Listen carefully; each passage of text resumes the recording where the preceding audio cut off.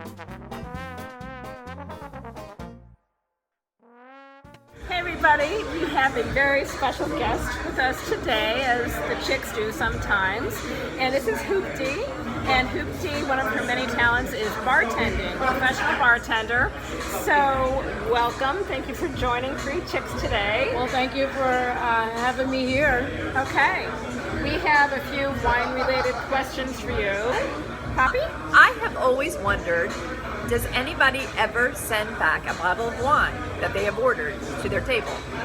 Well, funny you say that. I've had that. In many years of bartending, I've only had maybe 2 people have sent back a red wine. And one of the restaurants I work with, they actually had a wine sommelier, and they basically are educated and know about the wines. And we had a cork broke, and so I thought I didn't know how to open the wine, so it made me look nervous when I opened it. And I was like having this like sweaty moment, like, did I break it? What happened? So I had my manager come and take it to the bar, and then they could fix it.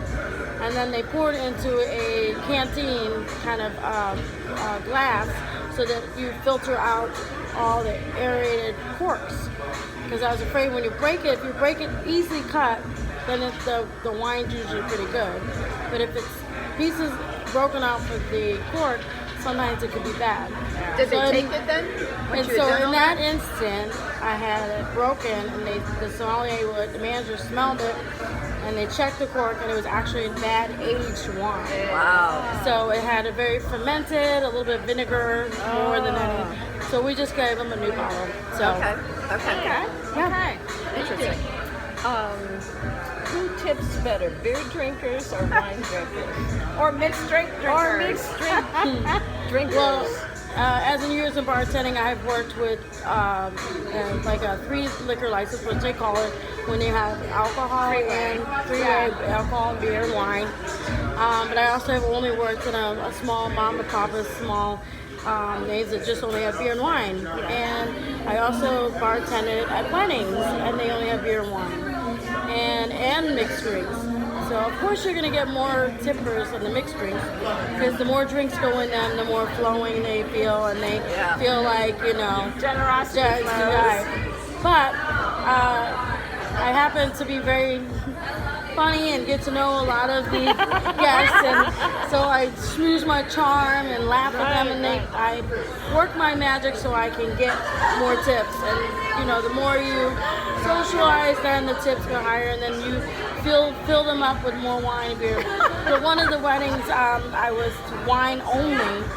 It was so hot in the summer that I think they tipped me so well that they felt bad because I was sweating, and I was sweating down like water pebbles down my face, and I was almost I took my head into the bucket of ice of the wine bucket, but it makes the quirkiness of that. So Makes an event. Each story is different, but typically the answer would be more cocktails that are in them, the more the tip. But if the guys are flowing with the beer, they keep coming back, and I snooze with them. They throw a 5, a 10, and a 20, or I'm buying this buddy's drink, and here you go, and But a mixed drink, it takes less liquid to get drunk. Right, which is like yeah. more liquor, so you could have a Long Island, and they'll have 4 liquors in one. Yeah. So Okay. you're saying that wine drinkers are the worst tippers? That's what No, I'm hearing. not necessarily. Like I said, in that situation at the wedding, they felt bad for me because I was really hot. But I mean, it is going to be less tippers for beer and wine combo. But I've done pretty well overall as a bartender. It's all about really not about the wine and the liquor. It's all about your charisma and your personality.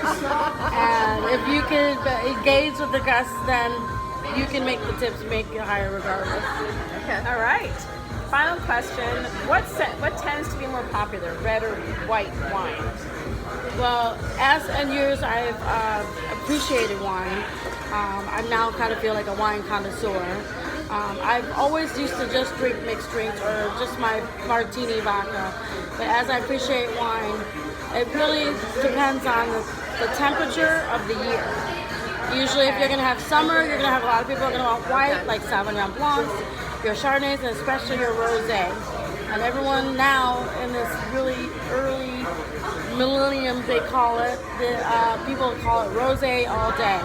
And if you do that through the summer, they'll only serve mostly Rosé and feature Rosés. In the winter, you're more going to have more of the Cabernets, the Syrahs, and That the makes sense. Zinfandels, drier red wines, because it's a little bit heavier. They're going to eat more heavier foods, comfortable foods like gumbos and steaks and Cajun meatloaf or whatever, like Super Bowls and all that. They'll have beer and red wines because it's more warmer to the body. Yeah. And Yeah. the colder outside, they're not going to tend to drink white wines. Okay. All right. Thank you, Hoopty. All right. Thank Yeah, you. thank you. Finally, someone who actually knows a lot about I wine. know. So much Thank good you for having me information. here. Thank you for educating us. Yeah, Yes. thank you very much. I just enjoy wine, and so now I actually know a little bit more about it. Yes. Well, cheers. Cheers. Cheers. Cheers to Thank you.